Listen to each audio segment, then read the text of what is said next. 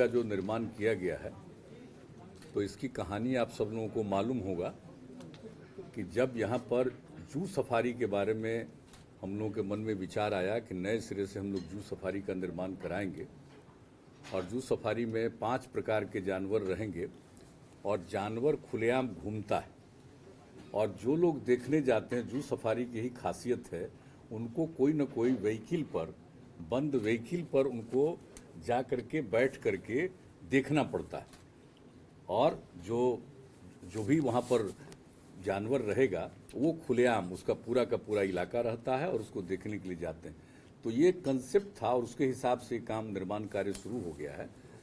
तो जब इसका शिलान्यास हो गया और उसको फिर देखने के लिए हम आए, जब सब कुछ देखा उसके बाद मेरे मन में ये विचार आया कि साहब जब ये बन रहा है जू सफारी, लेकिन ये बहुत ही नेचुरल जगह है और आप जानते हैं राजगीर के बारे में कि पंच पहाड़ी का है और इसी के बीच में कभी पहले जो ये हुआ करता था मगध की राजधानी, आज से नहीं हजारों साल पहले, तो उस समय का जो एक कंसेप्ट था और धीरे धीरे बाद में जब आग लगते गई तो सब मकान को शिफ्ट किया, वो एक अलग बात है।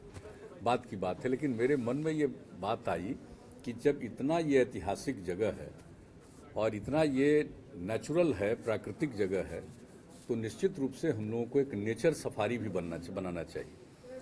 और उसमें जब हमने कहा कि जू सफारी के बगल से ही शुरू हो, लेकिन बाद में पता चला कि साहब जू सफारी के तुरंत बाद तो नहीं बन सकता है, लेकिन उसके आगे जा करके इसको करने का ये स्थल का चयन किया गया स्थल का। और उस स्थल का चयन करने के बाद पिछले 3 वर्षों के अंदर ये सारा काम हुआ। इसका पूरा एक योजना बनाई गई और क्या क्या चीज़ बनेगा इसके बारे में लोगों ने सोचा, हम लोग निरंतर चर्चा करते थे। और अभी आप जानते हैं कि 2-2.5 महीना पहले हम आकर के जो चीज़ बना था उसको देखने आए कि अभी पूरे तौर पर नहीं हुआ था। तो यहाँ पर जो आप जानते हैं कि ग्लास स्काई वॉक, तो जब ग्लास स्काई वॉक को देखने आए तो लोगों को कितना आश्चर्य हुआ और उस ग्लास स्काई वॉक को देखने, और उस समय हमने सुझाव दिया कि इसको बिल्कुल ही इस पर ध्यान रखना पड़ेगा, इसको सुरक्षित करना पड़ेगा और फिर एक संख्या निर्धारित करनी पड़ेगी कि एक साथ कितने लोग अंदर जा सकते हैं, इन सब चीज़ों के बारे में। और चूंकि यहाँ पर इस तरह का एक नेचर सफारी का निर्माण किया जा रहा है, तो फिर बड़ी संख्या में नई पीढ़ी के आएंगे, बच्चे बच्चियाँ आएंगे, को देखने के लिए बहुत अच्छी जगह होगी। तो फिर उनके सुरक्षा का भी प्रबंध होना चाहिए। ऐसा नहीं होना चाहिए कि हमारे बच्चे खुशी में घूम रहे हैं, बच्चियां घूम रही हैं और कहीं से कोई इधर उधर करने के मूड में कोई रहे। तो इसके लिए सुरक्षा के लिए भी बहुत ज़रूरी था, तो उसका भी निर्माण हम उसी समय हमारे मन में ये बात आई और हमने कहा तो अब तो पूरा का पूरा उसके लिए सुरक्षा का इंतजाम दोनों साइड से, एक तो इसमें इंटर करेंगे इधर से और उस साइड में, तो हर प्रकार से दोनों तरफ से इसके बारे में भी बना दिया गया है। तो होगा ताकि सब लोग सुरक्षित रहें और दिन भर ये खुला रहेगा और दिन भर लोग आएंगे और एक तरह का प्रबंध किया गया है कि जो भी इंटर करेंगे उनको एक टिकट लेना पड़ेगा।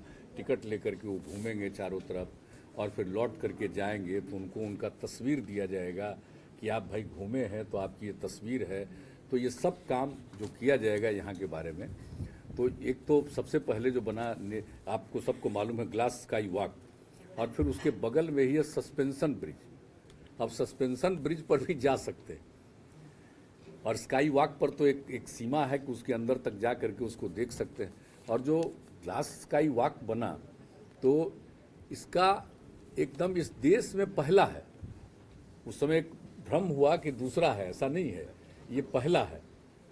तो एक सब जगह इसको लेकर के चर्चा हुई है और लोगों को खुशी हुई। और उसी समय जब आप सब लोगों ने इसको देख करके इसको प्रसारित किया, इसकी खबर छपी, तो कितनी संख्या में लोग अगले दिन से आकर के यूथ लोग और सब लोग घूमना चाहते थे। तो उनको समझाया गया कि अभी भाई पूरे तौर पर निर्मित हो जाएगा, सब इंतजाम हो जाएगा, तब आइएगा, अभी तो बीच में ही। तो अब हो गया है मई महीने में सब तरह से इंतजाम करके एक चीज़ का, सुरक्षा का सब इंतजाम कर लिया गया। और उसके बगल में सस्पेंशन ब्रिज का भी हो गया है। और फिर जिप लाइन, आप सब जानते हैं कि एक छोर से दूसरे छोर तक और लौट आएंगे, जिसको कि दिख रहे हैं, यहीं पर से दिख रहा है, एक तरफ से जाएगा दूसरे तरफ से आएगा, वहाँ से जाएगा इधर आ जाएगा। तो इस तरह से सबका इंतजाम किया गया है। और फिर जो किया गया है जिप लाइन साइकिल, जो इस कंसेप्ट के अंतर में भी है, जो बनाया गया है नेचर कैंप एरिया, तो इस एरिया में ही उसका भी इंतजाम किया गया। तो हर तरह से किया गया। और यहाँ पर देख रहे हैं खेलने के लिए हर तरह से नई पीढ़ी के लोगों के लिए इंतजाम किया गया कि पूरे तौर पर देखेंगे, और जो लोग भी विजिटर होंगे उनको खाने की इच्छा होगी उसका भी सारा इंतजाम सब किया गया है। तो आप देख लीजिए कि अब कितना बढ़िया। और इसको लेकर के लोग चाहेंगे तो पैदल भी घूमेंगे। और दूसरा, कुल मिला करके पूरा एरिया लगभग 8 किलोमीटर का हो जाता है। तो अगर कोई पैदल चलना चाहेगा तो पैदल भी चल सकेगा, नहीं तो उनके लिए साइकिल का भी प्रबंध किया जाएगा, वो साइकिल पर भी चारों तरफ घूम सकते। तो बहुत अच्छे ढंग से बन गया है। तो मुझे तो भाई बहुत खुशी हो रही है। ये भी जो नेचर सफारी है, और अपने आप में उसी दिन हमारे मन में ये बात आई कि इसका नामकरण नेचर सफारी हो। अब और भी किन्हीं महापुरुष के नाम से नामकरण होगा वो एक अलग बात है, लेकिन मुख्यतः ये नेचर सफारी है।